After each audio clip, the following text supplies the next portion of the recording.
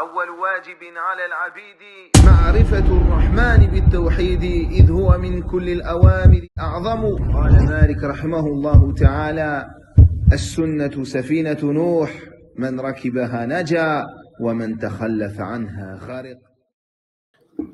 بسم الله الرحمن الرحيم، والصلاة والسلام على أشرف الأنبياء والمرسلين نبينا محمد وعلى آله وصحبه أجمعين. وفقكم الله جميعا. Et on continue, on termine Inch'Allah le livre. Et nous étions arrivés à la parole sur Ashab Rasulillahi sallallahu alayhi wa sallam, les compagnons du messager d'Allah sallallahu alayhi wa sallam.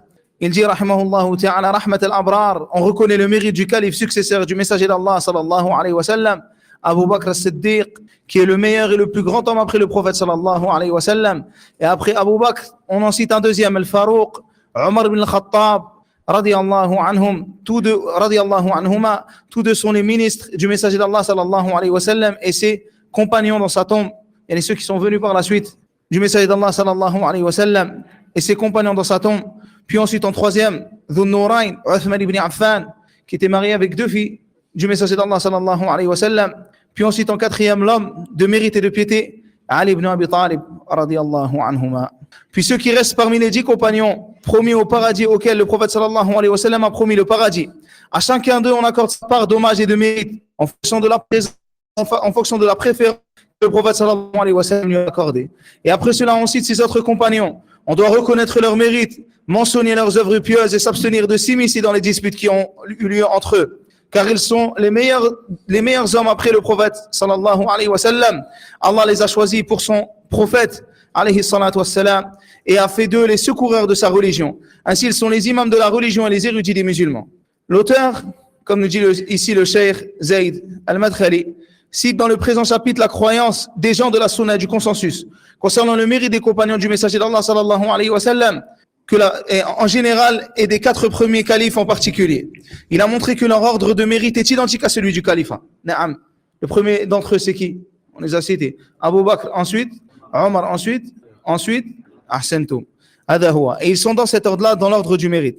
Ainsi, le meilleur de la communauté après le prophète sallallahu alayhi wa sallam est Abu Bakr as-Siddiq, qui est le premier calife après le noble prophète sallallahu alayhi wa sallam, suivi de Omar, puis Uthman et ensuite Ali. Ceci est l'ordre légiféré auquel croient les gens de la sunna et du groupe. Et ceux qui les suivent, mais la Rawafid et Nasiba, qui font partie des Khawarij, ont contredit cela. Quant aux Rawafid, ils n'ont pas reconnu le califat d'Abu Bakr, ni celui de Omar et de Uthman. Ils se sont divisés en sectes, en groupes, dont le pire est Al-Mu'alliha, ceux qui ont défié Ali à son époque, et ceux qui les ont suivis jusqu'à aujourd'hui. Ils ont rendu Ali en tant que, ils ont fait de Ali une divinité, ou lui ont accordé l'autorité divine concernant le jugement et les comptes des gens au jour de la résurrection. Ali radiallahu anhu les a brûlés par le feu de son vivant. Il a ordonné de creuser de longs fossés, d'y allumer le feu et de les y jeter. À cause de la gravité de leur crime et compte tenu de leur exagération envers lui, comme je l'ai clarifié précédemment. Et ici, on voit encore que même concernant les compagnons du messager d'Allah sallallahu alayhi wa sallam, il y a eu de l'exagération. Il n'est pas permis d'en avoir ni pour un prophète ni pour un compagnon. Au point que Ali ibn Abi Talib, il les a châtiés sévèrement pour l'avoir pris en divinité et lui avoir donné ses attributs divins. Ils ont aussi insulté Abu Bakr, Omar et Uthman. Ils ont appelé Abu Bakr et Omar Al-Jibt wa Taghut et les ont aussi nommés les 2 idoles de Quraysh. De plus, ils les ont jugés mécréants en inventant des mensonges contre Allah. Certes, ils se sont égarés et ne sont point guidés. Et la deuxième secte ici, qui ont insulté le prophète sallallahu alayhi wa sallam,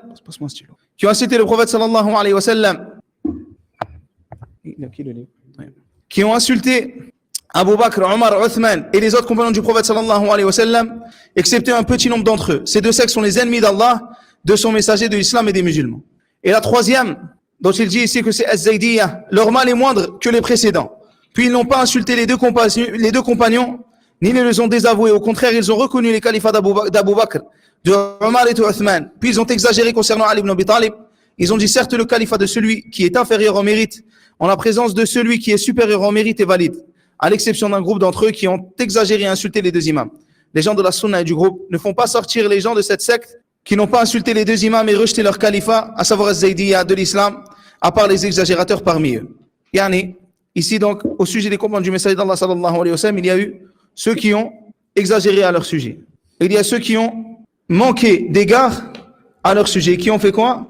Qui au lieu de donner à ses compagnons leurs valeurs et leurs mérites, ils les ont au contraire insultés et rabaissés. Et le plus petit des compagnons du messager d'Allah sallallahu alayhi wa sallam n'est pas comparable aux générations qui sont arrivées par la suite. Il est ce qu'Allah azza wa jalla a dit à leur sujet, radiyallahu anhum wa radu an, qu'Allah les a agréés. Et les compagnons du messager d'Allah sallallahu alayhi wa sallam ont œuvré comme acte qu'aucun de nous, même si nous avions rassemblé l'ensemble du bien ou l'ensemble de nos biens et que nous les avions donnés en aumône, ne pourrait atteindre.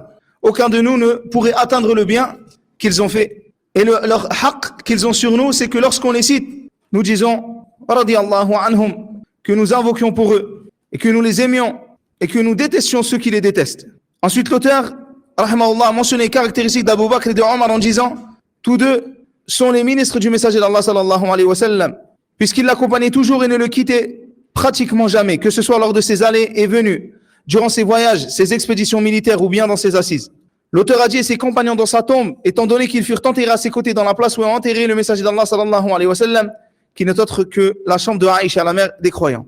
Et cette tombe-là que vous voyez dans le masjid du messager d'Allah sallallahu alayhi wa sallam ne fait pas partie de la mosquée. Et c'est par la suite, lors des extensions qui a eu lieu, qu'ils ont dû agrandir la mosquée. Donc, la tombe est restée tombe, et ce qu'il y a autour, en réalité, c'est la mosquée, mais la tombe n'est pas considérée comme la mosquée. Ainsi, il n'est pas permis de prier là-bas. Et une mosquée, si on y trouve une tombe, on ne doit pas prier dans cette mosquée. Et on doit retirer cette tombe qui est dans cette mosquée, si cette mosquée-là était là avant la tombe. Mais si la tombe était là avant la mosquée, alors c'est la mosquée qui doit être enlevée, car il n'est pas permis de construire des mosquées sur des tombes. Et l'auteur a dit ici, ces deux compagnons au paradis, puis ensuite en troisième, Dhun Nurayn, Uthman ibn Affan, c'est-à-dire le troisième calife, Dhun Nurayn, Uthman ibn Affan, dont les innombrables mérites et vertus sont consignés dans les livres reconnus d'histoire. C'est le seul être humain sur terre à avoir eu le privilège de se marier avec les deux filles d'un même prophète, l'une après l'autre. Et c'est pour cela que l'on a nommé l'homme aux deux lumières. Ses mérites et ses vertus figurent dans les biographies fascinantes des califes bien guidés, ainsi que celles des compagnons. Le quatrième est Ali ibn Abi Talib, que l'auteur a décrit en disant l'homme de mérite et de piété. Il est l'homme de piété en public et en secret. Et ses mérites sont nombreux, dans ceux que le prophète sallallahu alayhi wa sallam a dit je vais certainement donner cet étendard demain à un homme par l'entreprise de qui Allah nous donnera la victoire. C'est un homme qui aime Allah et son messager, et qu'Allah et son messager aiment. Les gens ont passé toute la nuit à se demander auquel d'entre eux on allait donner l'étendard. Le lendemain matin, ils se dirigèrent vers le messager d'Allah sallallahu alayhi wa sallam. Chacun espérant recevoir cet insigne d'honneur, il dit Aïna Ali, où est Ali? On dit Ya Rasulallah, il a les yeux malades. Il dit envoyez quelqu'un l'appeler. On l'amena donc, et le messager d'Allah sallallahu alayhi wa sallam lui cracha dans les yeux tout en priant Allah de le guérir. Et le prophète sallallahu alayhi wa sallam, tout son corps est une baraka. Et ce n'est pas le cas de ceux qui s'habillent en arlequin et qui tournent et qui sautent. Là, au contraire, Allahul Musta'an, leurs paroles sont du poison et leurs actes sont méprisables. Mais le prophète sallallahu alayhi wa sallam, il est autorisé de rechercher la bénédiction de son crachat et même de ses athar, même des objets qu'il a laissés ou de ce qu'il a laissé. Ainsi, il y avait parmi les compagnons du messager d'Allah sallallahu alayhi wa sallam, les compagnons qui recueillaient les cheveux du messager d'Allah sallallahu alayhi wa sallam et qui l'utilisaient lorsqu'ils étaient malades en espérant la bénédiction d'Allah tabaraka wa ta'ala. Et bien sûr, hada bi idhnillah, ceci par la volonté d'Allah tabaraka wa ta'ala. Bi fadlihi, rien ne se fait sans la volonté d'Allah tabaraka wa ta'ala. Et bien que cela est vrai, il n'y a plus aucune preuve des traces qu'a laissé le messager d'Allah sallallahu alayhi wa sallam. Il n'y a plus aucune trace authentique qui nous est parvenue jusqu'à maintenant, que nous savons de manière sûre comme étant ce qui provient du messager d'Allah sallallahu alayhi wa sallam. Et ceci du fait des nombreuses guerres, des troubles, des déplacements et tout simplement des siècles et des siècles qui sont passés. Et les musulmans n'ont pas accordé une importance similaire à ces traces, bien qu'ils aient donné de l'importance, attention, comme ils ont donné par exemple au Coran ou à la Sunna, qui a été préservé par Allah tabaraka wa ta'ala et qui nous est parvenu comme cela était à l'époque du messager d'Allah sallallahu alayhi wa sallam. Ainsi, la disparition de cela ne nuit en rien à notre religion. Alhamdulillah, cela ne nuit en rien à notre religion. Wa Rabbuna est notre Seigneur, qui est celui qui accorde la baraka, les bénédictions. Wa hayyun la yamut, il est vivant et il ne meurt pas. Quant à ceux qui disent que tel objet au palais de Topkapi ou dans tel palais ou dans tel endroit, ce sont les traces de ce qu'a laissé le messager d'Allah sallallahu alayhi wa sallam, falaysa lahum dalil. Il n'y a pas de preuve pour eux. Il dit envoyez quelqu'un l'appeler. On l'amena donc et le messager d'Allah sallallahu alayhi wa sallam lui cracha dans les yeux tout en priant Allah de le guérir. Il guérit effectivement comme s'il n'avait jamais eu mal aux yeux, puis lui remit l'étendard. Ali dit alors dois-je les combattre jusqu'à ce qu'ils embrassent l'islam? Il répondit mets-toi en marche posément jusqu'à ce que tu arrives à leur terre et invite-les à l'islam informe-les des devoirs qu'ils auront vis-à-vis d'Allah. Je jure par Allah, il serait meilleur pour toi par la grâce d'Allah de guider un seul homme dans la bonne voie que de posséder les biens les plus précieux de ce monde.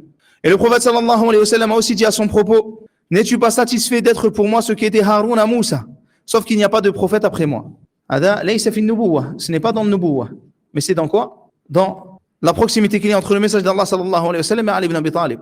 En résumé, l'ordre des 4 grands califes est bien guidé et le même que ce soit dans les mérites ou dans le califat.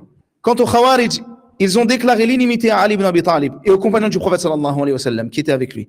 Et même si maintenant il y a des Khawarij qui ne parlent pas comme ça de Ali ibn Abi Talib, cela n'enlève pas les attributs qu'on a cités de le fait qu'ils rendent mécréants les gouverneurs musulmans, qu'ils lèvent l'épée contre les musulmans et toutes les caractéristiques que vous connaissez des Khawarij, des groupes comme Daesh ou Al-Qaïda ou d'autres groupes qui sévissent à travers le monde. Ils ont rendu leur sang licite et les ont jugés mécréants. Mais Allah leur a donné prise sur eux. Et les croyants les ont vaincus et anéantis à ce moment-là. Ainsi les Khawarij, à travers toutes les époques, ils ont levé l'épée contre l'islam et les musulmans. Comme les Rawafid, comme les chiites. À toutes les époques, ils ont été un poison. Et subhanallah, même lorsqu'ils ne lèvent pas l'épée contre les musulmans, leurs actes font en sorte que l'épée soit levée contre les musulmans. Ils sont donc des ennemis mauvais et des amis gênants. Toutefois, leurs adeptes sont toujours en vie et s'héritent cette doctrine déviante qui est de se révolter contre les gouverneurs musulmans, de les juger mécréants quand ils commettent les grands péchés ou tombent dans les mensonges et la calomnie, et d'opposer l'inimité aux ulama des musulmans. Ainsi, ils détestent les savants à travers toutes les époques. Et tu les vois parler sur le ulama, critiquer les savants, rabaisser les savants. À travers toutes les époques, ils font cela. Il y en avait parmi eux lors de l'avènement de Daesh qui disaient « Je me rapproche d'Allah par le meurtre de Fawzan ». Et subhanallah, ils aiment mettre à mort les musulmans et tu les verras qu'ils sont ceux qui ne lèvent pas l'épée contre ceux qui complotent contre les musulmans. Au contraire, cela ne les gêne en rien de recevoir armes et subsistance d'eux, du moment que leur épée, malheureusement, est levée contre les musulmans. Ainsi, à chaque époque, une secte de ces Khawarij apparaît. Mais Allah destine toujours pour eux des gens qui le combattent et les anéantissent. Qu'ils fassent partie des gens de la piété et de la droiture ou non, comme il apparaît dans le hadith, à chaque fois qu'une génération apparaît, elle est anéantie. Naam. Car les gens de la sunna, ce n'est pas de la lâcheté qu'il y a dans leur cœur. Comme les Khawarij, des fois, nous insultent sur Internet. Vous êtes des lâches. Vous êtes les serviteurs du palais, vous êtes... Wallahi, ma hada. Ce n'est pas vrai. Ce n'est pas la lâcheté que nous avons dans notre cœur. Mais au contraire, c'est le courage de transmettre la vérité et de ne pas succomber aux passions injustes qui te fait emmener au meurtre des musulmans et des non-musulmans sans aucun droit. Comme je vous donnais l'exemple hier, du meurtre, subhanallah, du fait de tuer une fourmi ou un animal, nous ne le ferions pas. S'il n'y a pas de raison pourquoi tu vas la tuer, cette fourmi, ou cette coccinelle, ou ce chat, ou ce chien, ou ce porc. Quel musulman aqil, il passe devant un porc et il jette des pierres dessus jusqu'à ce qu'il le tue? N'as-tu pas de la rahmat dans son cœur? Alors qu'en est-il un être humain qui ne t'a rien fait, qui ne te combat pas? Allah Azza wa Jal ne t'a pas donné l'autorisation de le tuer. Mais pourtant, ces Khawarij les tuent. Et les premiers qui tuent, c'est ceux qui les interdisent de tuer. C'est-à-dire les gens de la sunna. Ainsi, à chaque époque, une secte de ces... Non. Ensuite, relativement au mérite après les califes, viennent ceux qui restent des 10 compagnons promis au paradis. Car les premiers de ces 10 sont les califes bien guidés. Ceux à qui le prophète sallallahu alayhi wa sallam a promis le paradis lorsqu'ils étaient en vie, les a nommés. Pour cela, les gens de la sunna les aiment jusqu'au jour de la résurrection, eu égard à leur mérite et au fait qu'ils ont précédé dans la contribution aux actes de bienfaisance, à l'effort, à la science, à la préservation de la science et sa propagation. Et ici à l'effort, dans la voie d'Allah tabaraka wa ta'ala. De même pour les autres compagnons du prophète sallallahu alayhi wa sallam, tout musulman et toute musulmane doit les aimer et leur accorder le respect et l'honneur qu'ils méritent d'une manière dont Allah est satisfait, d'un amour légiféré, sans exagération ni diminution, sans extrémisme et sans manquement, conforme à la noble législation. Cela fait partie de leurs droits sur ceux qui viennent après eux. Ceux-ci doivent les aimer, être satisfaits d'eux et invoquer pour eux, vu qu'ils leur ont accordé de nombreuses faveurs et bienfaits, que seul Allah peut compenser, étant donné qu'ils ont contribué à la préservation de l'État musulman, qui est subordonné à sa préservation par Allah. Ils ont aussi préservé la science légiférée, sans laquelle il n'y a pas de vie possible pour les mondes et les humains et les djinns. Ainsi, ce sont ceux qui l'ont mémorisé. Ils sont les premiers à l'avoir préservé et ils sont ceux qui l'ont propagé dans la communauté. Donc, ils sont la source de toute science légiférée parvenue à l'humanité après leur décès. En effet, la science est rapportée d'après eux par des rapporteurs intègres selon des intègres et des djinns de confiance selon d'autres djinns de confiance. C'est pour cela que l'on se doit de les aimer d'un amour religieux, être satisfait d'eux, invoquer Allah pour eux, reconnaître leur mérite, les mentionner par le biais de leurs œuvres et actions pieuses, en invoquant leur faveur et en les prenant comme des exemples à suivre. D'un autre côté, les gens de la sunna et du consensus, les pieux prédécesseurs et ceux qui les suivent s'abstiennent de s'immiscer dans les événements qui ont eu lieu entre eux, concernant les divergences entre les compagnons, que cela ait rapport à la science religieuse ou à la politique. Ici, concernant les compagnons du messager d'Allah, sallallahu alayhi wa sallam, comme je vous l'ai dit, c'est le droit qu'ils ont sur nous. Et subhanallah, ils sont la cause de tout le bien que nous pouvons faire dans l'islam par la suite. Car ils ont pris de digne de confiance en digne de confiance la science du messager d'Allah sallallahu alayhi wa sallam qu'ils ont transmis jusqu'à maintenant. Ainsi, Abdallah prend exemple sur eux et essaie d'être un chaînon dans le bien, dans la transmission du bien, dans le fait de faire le bien. Que cela soit par la transmission des cours, ou ça soit le fait d'apprendre de toi-même, être capable d'enseigner et de transmettre le bien. Et wallahi, il y a des gens qui peuvent participer à cela même s'ils n'ont aucune science. Parmi, subhanallah, des fois des gens qui ont construit des mosquées, des gens de la sunna, qui ont distribué des livres, des gens de la sunna, qui ont distribué, qui ont fait des actes, qui ont mené à des actes de piété et de bien.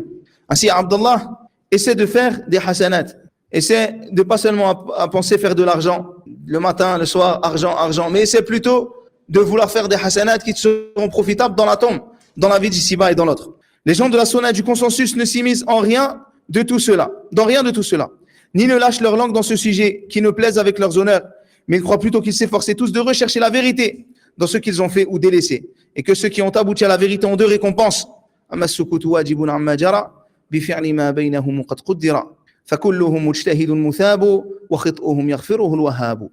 nous dit Hafid al-Hakami fi Sulam al-Usul. Et c'est exactement ici ce que rapporte Cheikh Zayd de sa parole, et ce qui est la parole qu'a rapporté Hafid al-Hakami des autres qui sont venus avant lui parmi les imams, jusqu'aux imams de guide et qui ont transmis cela. Et vous trouverez toujours la même chose, que le fait de se taire au sujet de ce qui s'est passé à leur époque entre eux est obligatoire. Et c'est une chose qu'Allah Azza wa Jal a qaddar, a prédestiné. Et ce sont tous kulluhum mujtahidun muthabu, des gens qui ont fait un effort d'interprétation juridique et qui ont voulu faire le bien et qui sont tous récompensés pour cela. Comme dit le prophète sallallahu alayhi wa sallam, idha hakam al-hakim, lorsque la personne qui émet un jugement juridique fait l'effort et a eu bon, alors il a quoi? Il a deux récompenses. S'il se trompe, il en a quand même une. Il ne fait aucun doute que ce qui est arrivé à l'époque à l'époque des compagnons n'étant rien comparable à ce qu'il s'est passé lors de la chute des empires, que cela soit, et pourquoi je vous dis ces noms, c'est pas pour vous faire des cours d'histoire, mais c'est parce que c'est des choses que j'ai entendues des gens de l'innovation et même de ceux qui veulent montrer des défauts à l'islam. Il dit ce qu'il s'est passé chez vous, c'est exactement ce qu'il s'est passé à la chute des empires, que cela soit les empires de la Rome ou bien celui d'Alexandre. Et il te dit, regarde combien d'empires il y a eu, puis par la suite, à la mort de leur empereur, les généraux se sont déchirés, ont partagé leur pays, et au final, ce qui avait été construit fut anéanti. Walhamdulillah, ce n'est pas comparable. L'islam, ce n'est pas ce qui est arrivé. Walhamdulillah, l'islam est toujours présent. Et même si il y a des pays qui sont divisés, walhamdulillah, ce qui les unit malgré tout, c'est l'islam. Et c'est pour cela qu'il n'y a aucune différence entre nous, que l'on soit des blancs ou des noirs, que l'on soit des Chinois, ou bien que l'on vienne de n'importe quel pays. Ce qui nous unit, c'est l'islam. Et il n'y a aucune place pour le nationalisme dans nos cœurs. Pour le nationalisme dans nos cœurs. Au contraire, ce qui nous unit, c'est cette religion.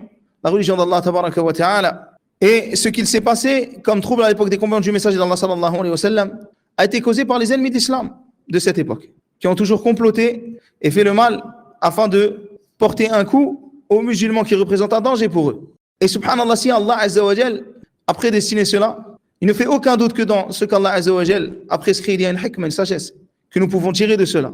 Ainsi, cela nous a appris à savoir comment nous comporter plus tard. Comme le prophète sallallahu alayhi wa sallam, ce qu'il a vécu, nous a servi et nous sert jusqu'à maintenant. Ce qu'il s'est passé à l'époque des compagnons du messager d'Allah, sallallahu alayhi wa sallam, nous a servi à savoir comment nous comporter maintenant. Ainsi, lorsque nous voyons peut-être un gouverneur qui peut être injuste, nous savons comment nous comporter avec la parole du prophète sallallahu alayhi wa sallam et l'application de cela des compagnons du messager d'Allah sallallahu alayhi wa sallam. Il se peut que c'était un mal na'am qui leur soit arrivé, mais qu'en réalité, en ayant patienté face à ce mal et en nous ayant expliqué la sunna dans les pires moments possibles qui pouvaient leur arriver, subhanallah, ils nous ont servi de leçon jusqu'au jour de la résurrection. Et même dans cela, ils sont récompensés. Au point que même si c'était un malheur ce qui est arrivé, car il y a eu certains d'entre eux qui ont été tués, il y a eu des choses qui sont passées entre eux, subhanallah, il y a un grand bien pour nous de cela, c'est que nous avons vu comment nous comporter en période de trouble, au point que leur patience et la sunna qu'ils ont préservée n'a laissé aucune place aux corrupteurs, aux fauteurs de troubles et aux menteurs. Les gens de la sunna du consensus ne s'immiscent. La vérité dans ce qu'ils ont fait ou délaissé, que ceux qui ont abouti à la vérité ont deux récompenses. Tandis que ceux qui sont trompés obtiennent tout de même une récompense. De plus, leurs erreurs sont pardonnées. Ceci est la croyance des gens de la sunna du consensus concernant les meilleurs des créatures après le prophète sallallahu alayhi wa sallam. Il leur suffit qu'ils ont lutté afin que la parole d'Allah soit la plus haute. Au moment où le monde était rempli de ténèbres, de l'association et de l'égarement, certains d'entre eux ont été tués et d'autres ont vécu jusqu'à ce que leur terme fixé soit venu. Wallahi, je n'ai pas lu les paroles du cheikh. Uqsimu billah, le livre on me l'a donné là, j'ai pas eu le temps de le préparer. Les frères le savent. On devait me l'envoyer, j'ai pas pu le recevoir. Et je vous dis ça pourquoi? Parce que subhanallah, la parole que je vous ai dite, c'est exactement la même que le dit le cheikh ici. Pourtant, j'ai pas lu ce qu'il a dit le cheikh avant de vous l'avoir lu avec vous. Et ça montre subhanallah que les gens de la sunna, où qu'ils soient, ils disent la même chose. La farq. Il n'y a pas de différence. Tu peux le trouver en Andalousie ou dans le Hijaz, en Irak, à Tunis, au Maroc, en Mauritanie, n'importe où. Les gens de la sunna disent la même chose. Allahu Akbar. Et cela montre que la science, c'est la transmission de la science des prédécesseurs. Et ce n'est en aucun cas le fait de venir avec des choses nouvelles et innovées. Allahu Akbar. Il leur suffit qu'ils ont lutté afin que la parole d'Allah soit la plus haute, au moment où le monde était rempli de ténèbres, de l'association et de l'égarement. Certains d'entre eux ont été tués et d'autres ont vécu jusqu'à ce que leur terme fixé soit venu. Il leur suffit également qu'ils ont accompagné le prophète sallallahu alayhi wa sallam verbalement, appris de lui et combattu avec lui, devant lui, derrière lui, à sa droite et à sa gauche. Pour cela, Allah les a choisis pour son prophète, sallallahu alayhi wa sallam, et a fait d'eux les secoureurs de sa religion et les imams de la religion que les gens prennent pour guide. Ils sont donc les meilleurs et les plus érudits des musulmans. Et Allah seul détient le pouvoir et détient le savoir absolu. Ensuite, le chapitre, faire la prière derrière les imams et faire l'effort avec ces imams. L'effort dans le sentier d'Allah avec ces imams. Il dit, nous n'abandonnons jamais la salat du vendredi. Certes, l'accomplissement de la salat est une obligation. Et ce derrière tout imam, pieux soit-il ou pervers, tant qu'il est innocent de l'innovation. S'il se rend coupable d'un égarement, nous ne faisons pas la salat derrière lui. Et l'effort dans le sentier d'Allah avec l'imam est obligatoire, avec tout dirigeant qu'il soit pieux ou pervers, ainsi que le hajj, le pèlerinage. Et ceci ne nuit en rien, le fait qu'il soit pieux ou pervers, que tu fasses cela avec lui. Le fait qu'il soit pieux ou pervers, s'il est pieux, alhamdoulilah, c'est bien, s'il est un pervers, tu patientes. Mais tu ne te rebelles pas contre lui, nous avons détaillé cela auparavant. L'auteur a dit faire la salat derrière les imams, la salat ici, la salat du vendredi, les autres salats en groupe. Les imams sont les gouverneurs à qui Allah attribue l'autorité sur les musulmans dans chaque état sur terre. Il a aussi dit, et faire l'effort dans le sentier avec eux. C'est-à-dire, non, le frère nous rappelle ici que ce n'est pas l'imam de la mosquée, c'est l'imam al-A'zam, le grand imam, l'imam, le dirigeant des musulmans. Avec les imams, qu'ils soient pieux ou pervers, tant qu'ils sont musulmans, et de même accomplir le hajj avec eux, c'est-à-dire sous leur autorité, car le sultan détenant l'autorité et l'émir du hajj, comme les califes ou bien comme ceux qui détiennent l'autorité sur la péninsule arabique, le royaume béni d'Arabie Saoudite, ils sont les émirs du hajj, donc l'imam ou celui qui les représente sont les émirs du hajj. Ceci est la croyance des gens de la sunna et du consensus. Il a dit, nous n'abandonnons jamais la salat du vendredi. Les gens de la sunna et du consensus croient qu'on doit prier la salat du vendredi et les autres salawats en groupe derrière l'imam musulman, qu'il soit un roi, un président ou un émir, qu'il soit pieux ou pervers. Et celui qui délaisse cela est un mubtadi'. Celui qui refuse de prier derrière l'imam des musulmans, qu'il soit pieux ou pervers, fahuwa mubtadi'. Tout comme les descendants des compagnons priaient à la fin de leur époque la prière derrière les imams injustes, tel qu'Al-Hajjaj qui a répandu le sang. Al-Hajjaj, par exemple, on va dire que c'était le gouverneur à l'époque où c'était un imam et on doit dire qu'il est juste, on doit faire ses éloges. C'est pas ça qu'ils ont fait les compagnons. Ils n'ont pas fait les éloges d'Al-Hajjaj.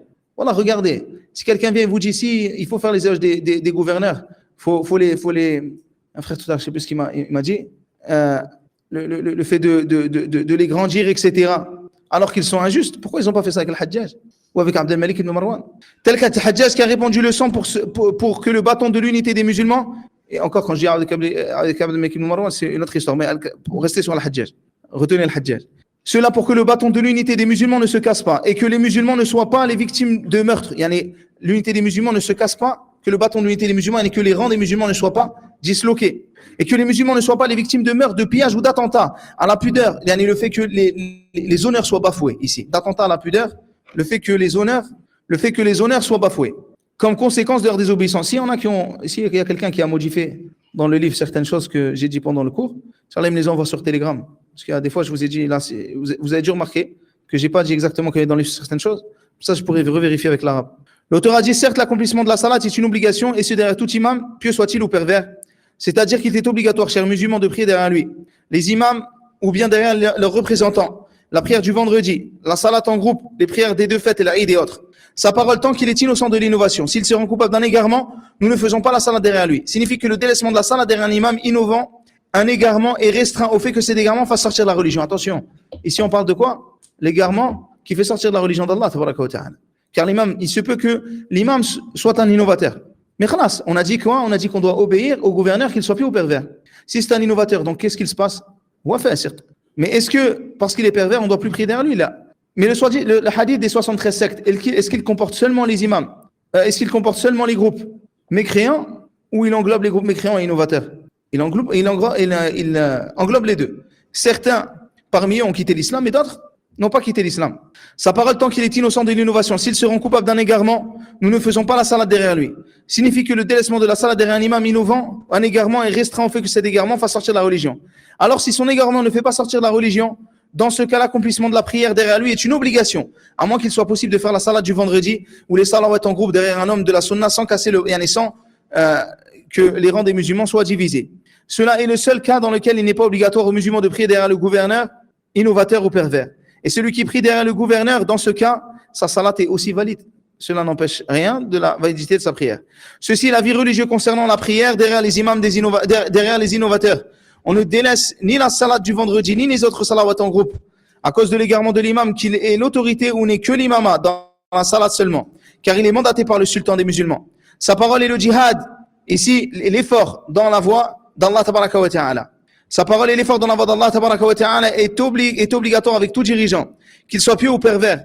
Ainsi que le hajj, le pèlerinage, signifie que l'effort dans la voie d'Allah tabaraka wa ta'ala est obligatoire avec tout imam ou sultan ayant l'autorité sur les musulmans. Quand il appelle à cela ou érige cet étendard et ordonne aux musulmans de se lancer dans le sentier d'Allah tabaraka wa ta'ala. Ainsi, ça prouve que lorsqu'il y a par exemple des pays musulmans qui ont des armées et que l'armée qu'il y a dans le pays musulman, par exemple, la personne voit que le gouverneur, c'est un gouverneur qui est pervers. Il ne doit pas dire non, moi je ne dois pas servir dans l'armée de mon pays.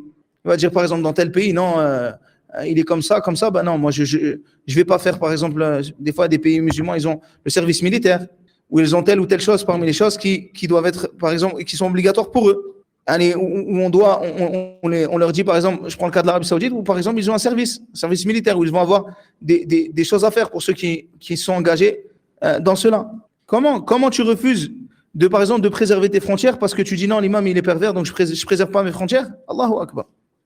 Tant qu'il fait partie des musulmans, il n'est pas mécréant. Alors les gouvernés doivent obéir à l'imam une fois qu'il appelle à cela. Ainsi, il lutte vraiment dans le sentier d'Allah lorsqu'il érige cet étendard pour faire l'effort contre ce qui est propagé par les gens de la mécréance ou les bourrats et les khawarij. Il est obligatoire de lui obéir même s'il est pervers. Et vous avez le livre pour ceux qui ont le livre. Quant aux dirigeants pieux, on doit faire le djihad. Ici, quant aux dirigeants pieux, on doit faire l'effort dans la voie d'Allah tabaraka wa ta'ala avec lui, à plus forte raison.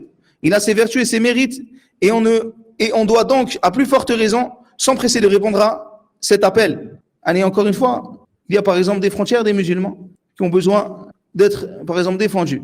On voit par exemple, on va prendre le cas, parce que les gens ne comprennent pas lorsqu'ils disent « rebellez-vous contre les gouverneurs, rebellez-vous contre les gouverneurs ». Ils veulent par exemple que l'Arabie Saoudite tombe. Ils veulent que ce pays tombe. Mais si demain ce pays tombe, regardez les pays qu'il y a autour. Qui va prendre la place de l'Arabie? Ces gens-là veulent cela. Ils veulent faire tomber un pays où il y a la sunna qui est propagée et où le terrorisme est combattu.